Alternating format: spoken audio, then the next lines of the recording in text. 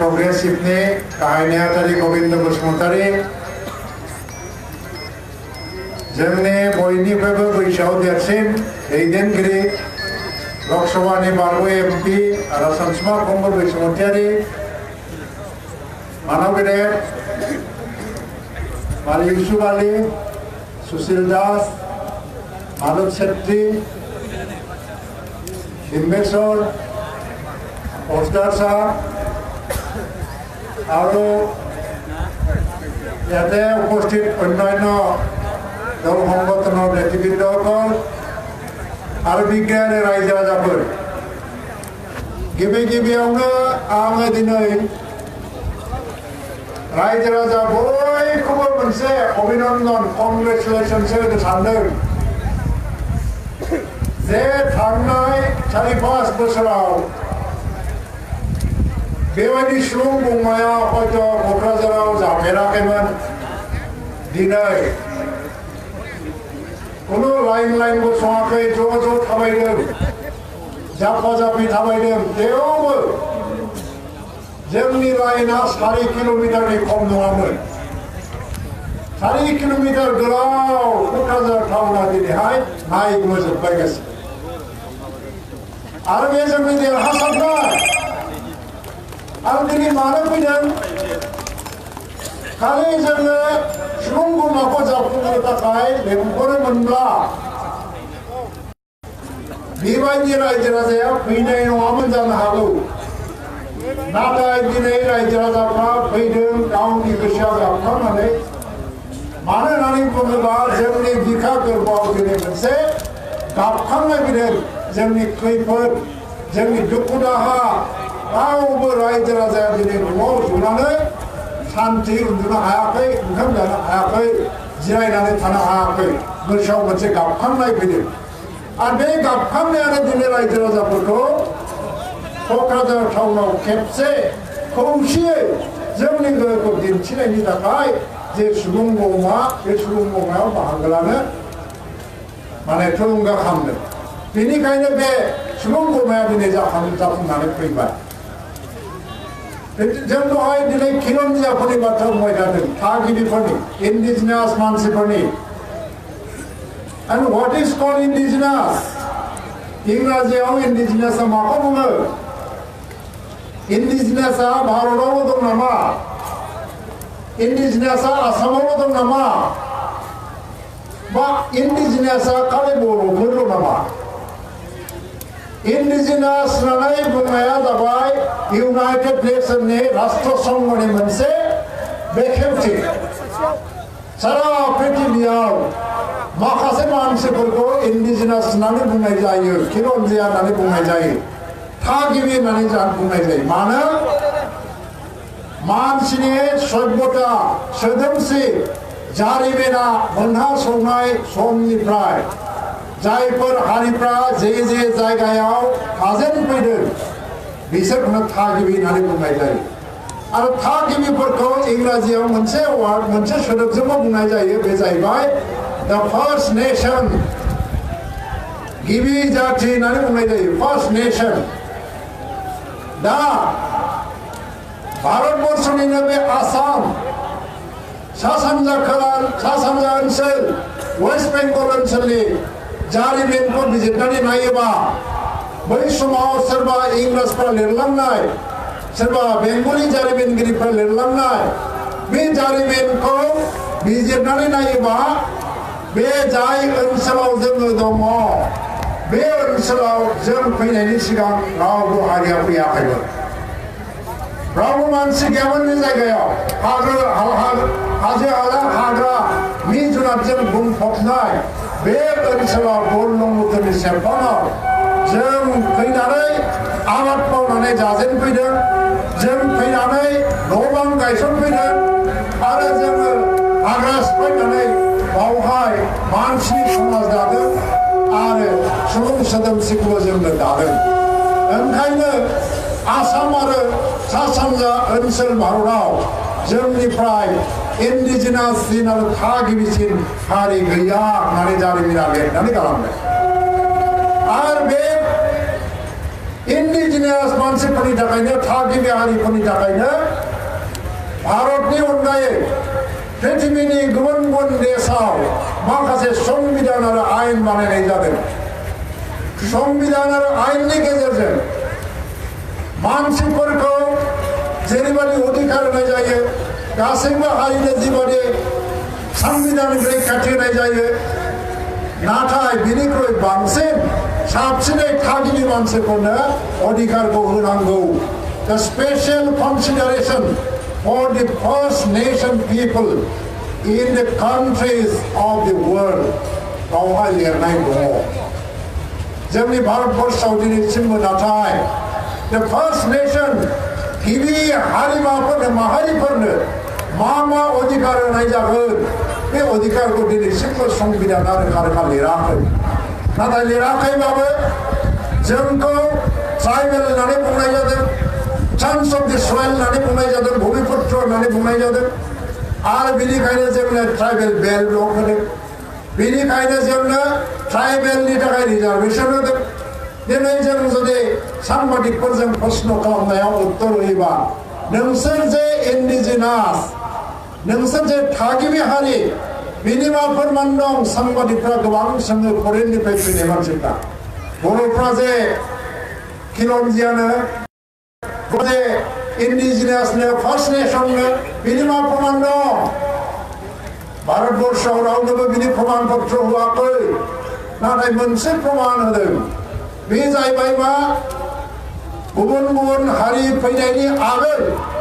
जायफोर हारिया बे देशाव फैनानै मोनफा मोननै जायगायाव रायजो जाफैजेनदोंमोन बिसोरखौनो शिड्यूल ट्राइब बुंनाय जादों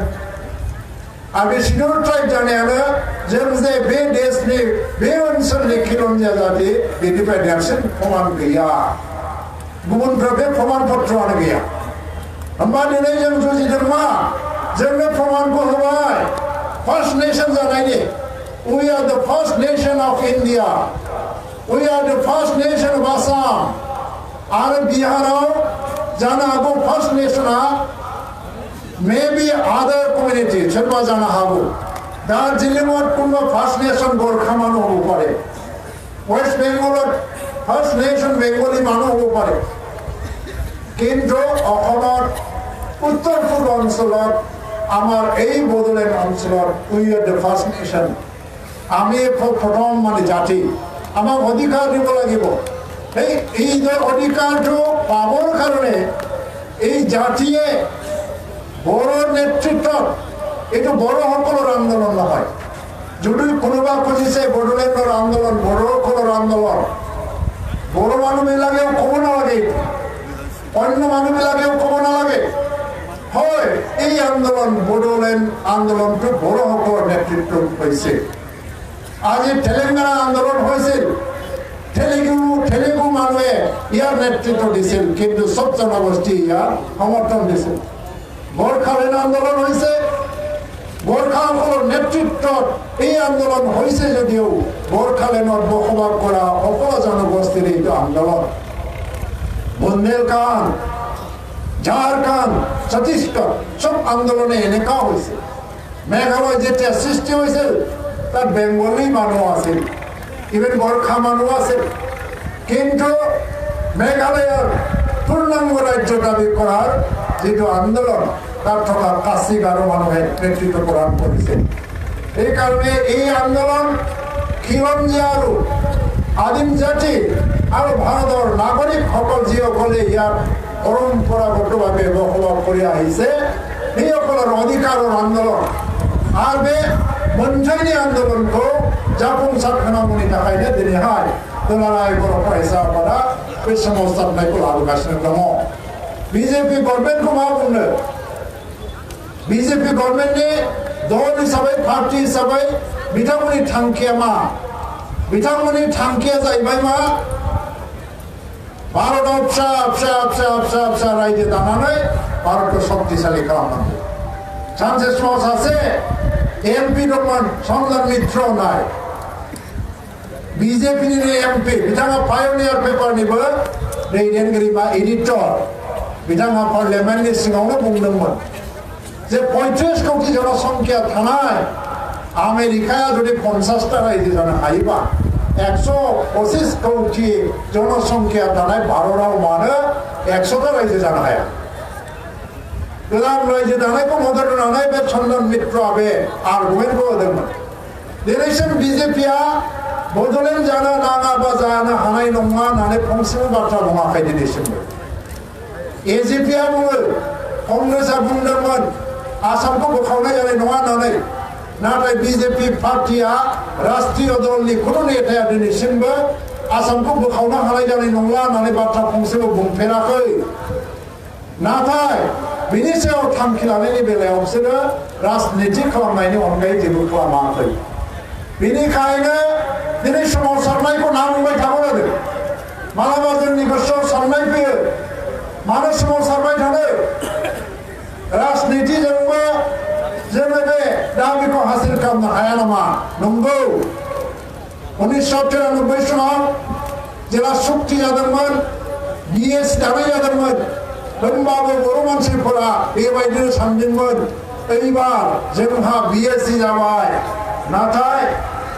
बे बिएससिआनो बड'लेण्ड आन्दोलनखौबो राजनैतिक संग्रामनि गेजेरजों लांनांसिगौ गथ' गथायफ्रा लेखा फरायनांसिगौ नाथाय जायाखिसै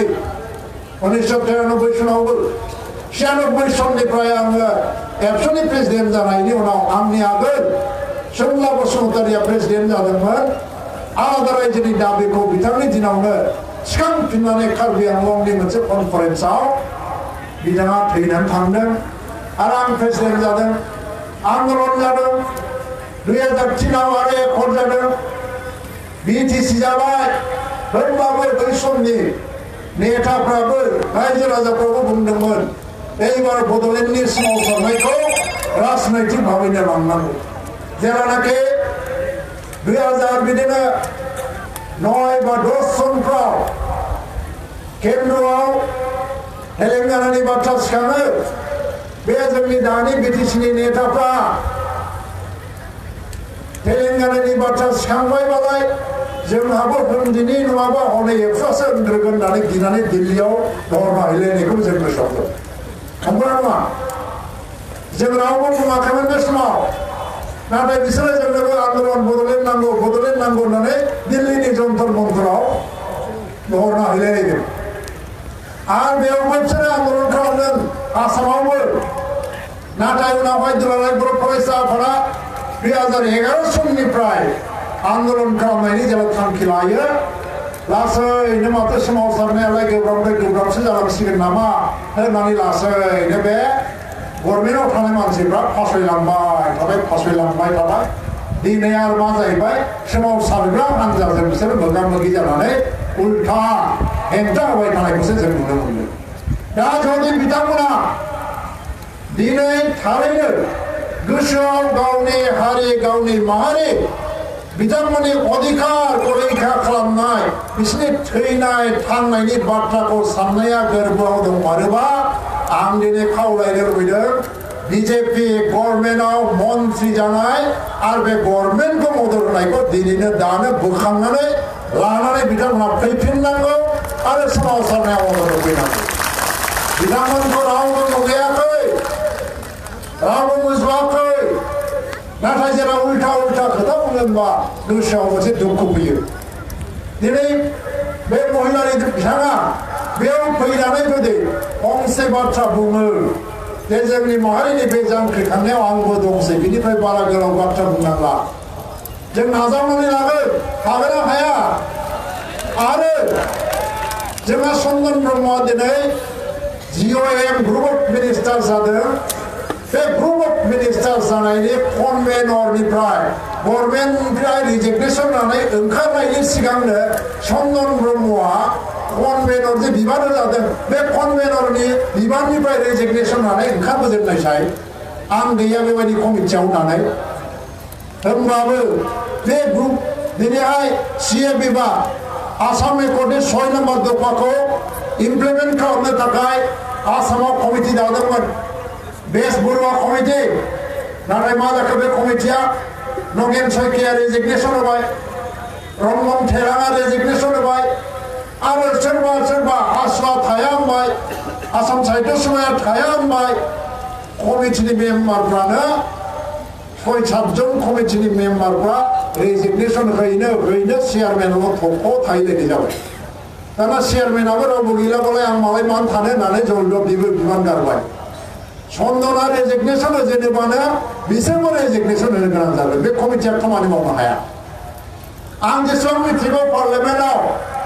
आं इसेबां गोरों मानसिबो नङा 6 बोसोरखौ आं नुबाय बे जे कमिटि दानो नागिरदों रिकमेन्डेसन होगोन बिसोरो दा 6टा जनगोष्ठीखौ STO बानायनो होनना बुंदों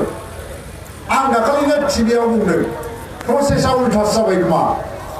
कारण बिल लाबोनायनि आगोलनो कमिटिया जानांगौ आरो बे कमिटिया जि रिकमेन्डेसन होगोन बेनि बेसिसावसो बिलखौ प्रिपेयार खालामनांगौमोन नाथाय बिला फैग्रोबाय बे बिलाव Uबो गैया Sबो गैया Tबो गैया Eबो गैया खालि ST प्लेन्स आसामाव मोननै जाथि दं मोननै ट्राइबेल दङ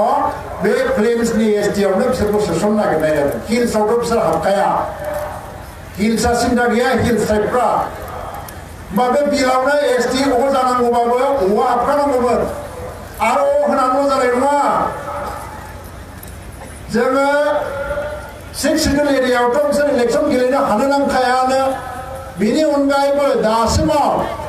जेसेबां ST प्लेन्सनि नामाव रिजार्भ एसेम्बलि सिट दङ पार्लियामेन्ट सिट दङ बेवहाय गोदान ट्राइबेलफ्रा गेलेनो हानो मोननाय नङा जुदि जानांगौबा बिदि जाहैनांगोन जेसेबां ट्राइबेल बेल्ट ब्लक दादों दा 43टा ट्राइबेल बेल्ट ब्लकआव बिस्रा हानि अधिकार थानो मोननाय नङा आरो दा फरेस्ट राइट एक्टनि बाथ्रा बुंदों हाग्रायाव ट्राइबेलफ्रा जे अधिकार मोनो गोदान ट्राइबेलफोरनो बे अधिकारखौबो होनो मोननाय नङा हागोन कमिटिया बिदिखौ खालामनो आरो बेनिफ्राय जेसेबां पन्सायत बे पन्सायतआव जे ट्राइबेलफोरनि नामाव रिजार्भ जाबाय दा हाफोरनि अधिकार प्लेन्स टाइपनि नामाव दङ दा 100% दा जोंनि एक्जिस्टिं ट्राइबेलफोरनो होनाय economic social culture and political राइटखौ 1%बो जोङो रावजोंबो जों कमप्रमाइज खालामनो गोसो गैया हागोन ना हाया बे GOMआ ग्रुप अफ मिनिस्टारा बेखौ रिकमेन्ड खालामनो गाबोन 10टा रिकमेन्डेसन हरगोन बिसोरो 10टा रिकमेन्डेसननि गेजेराव बे कमिटिनि रिकमेन्डेसनखौ सेन्ट्रेल गभर्नमेन्टआ नाजावथारनांगौ होननाय खुनु रुल गैया गाबोन जुदि सेन्ट्रेल गभर्नमेन्टआ बुङो 10टा हरदोंमोन रिकमेन्डेसनखौ गासिखौबो नाजावनो हायाखिसै मोननैखौ नाजावनाय जाबाय होननानै बिला जुदि पास जानानै थांबा नों मा खालामनो फालाय कमिटियाथ' जेबो पावार गैया रिकमेन्डेसनल'सो हरनो हागोन ओंखायनो बेखौ दिनै जोङो प्रतिबाद खालामनाय बा हेंथा होनो गोनां जादों दा ओंखायनो रायजोफोर आं गोलाव बाथ्रा बुङा खारन जोंनि सोमावसारनाया दिनै 11निफ्राय लायोबाबो गोदान सोमावसारनाया दिनै 18-19 बारफैबाय बे गोलाव समाव जों मेङाखै जिहेतु सोमावसारनायखौ लांबाय थानांगोन आरो आंहा मोनसे फोथायनाय दङ आङो दिनै गोख्रोङैनो फोथायो जे सारा भारतबर्षआव आलादा रायजो दानायनि मोनसे डिसिसन हयतोबा बोसोरसे बोसोरनैनि गेजेराव हयतोबा फैनो हागौ आं बेखौ गोख्रों फोथायो बुन्देलखंड विदर्भनि बाथ्राखौबो आङो फोथायो बरखालेन्डनि बाथ्राखौबो आं फोथायो आरो आं बेखौबो फोथायो बड'लेण्डनि बाथ्रायाबो भारत सरकारनि बे गोदान सिद्धान्तआव हाबफागोन आरो बड'लेण्ड जेंनायाबो दिनै नङा गाबोन सुस्रां जागोन बेखौ रावबो होबथानो दोननो हानाय नङा रायजोफोर जोङो दिनै बे शासक दलखौ खावलायदोंसो जों बिसिनि एगेन्स्टआव जुद्ध नांनो ओंखारबोआखै सम मोनसे फैयो राजनितिखौ मोनसे सम खालामलांबाय थायो नाथाय जेब्ला नोंनि संकटआव गोग्लैबाय नोंनि न'खरा जेब्लानाखि बिथाया खुरखालांजाजोब्बाय बे समाव बिदाया माहाजोनसिन ना फंबाया माहाजोनसिन बेखौ नाया बिदा फंबाय सानैबो ज' नांनानै गावनि बिथाखौ रैखा खालामनो ओंखारो दा बे गावनि न'खर गावनि बिथाखौ रैखा खालामनायनिनो मोनसे सम आं ओंखायनो नोंथांमोनखौ आङो खावलायो गोबां बाथ्रा बुङालासेनो सम थानायावनो चन्दन ब्रह्मआ प्रथमावनो रायजोफोर बुंनांगौ गोबां दंबाबो बुंगिरिफ्रा गोबां दं जिहेतु आरो आं बेखौ फोलावनो लुबैला दिनै सोमावसारनाया जाफुंसार जानायनि थाखाय बयनोबो आरोबाव आंनि गोसो गोरबोनि गाहाम हामलायनाय जासिनानै आंनि बुंनायखौ आं बाहायनो फोजोबबाय। गोजोन्थों।